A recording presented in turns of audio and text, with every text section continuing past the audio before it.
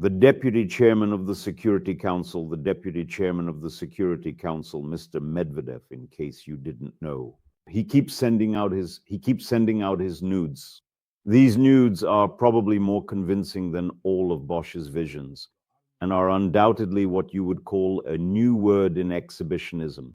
Of course, simple photos of Medvedev's anti-radium wouldn't be as eloquent as what Dmitry Anatolievich is showing to the astonished world.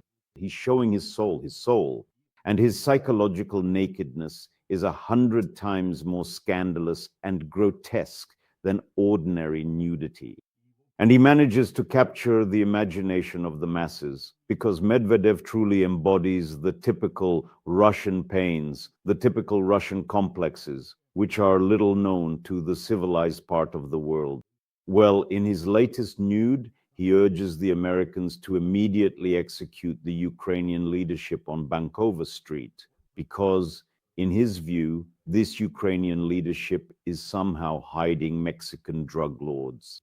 And don't forget that he is part of Russian culture, and the national flavor in his epistles, in his messages, is also ensured, of course, by the extreme level of Dostoevsky-like gloom that permeates his messages to the world.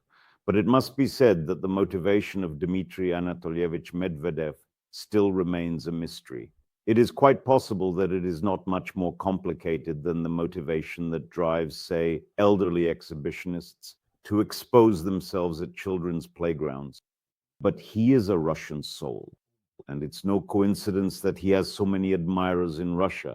In Russia, people memorize his posts by heart.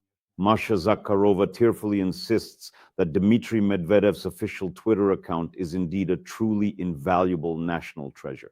Well, she literally says Russia has no other treasures than its army, its navy, and Dmitry Medvedev's Twitter. In general, she's right. Because when a person has so much pent-up malice with no outlet, such a collection of complexes and manias, and all of this is served with a sauce of the most rotten Dostoevsky-like gloom, well, of course, it turns into an incredible mix.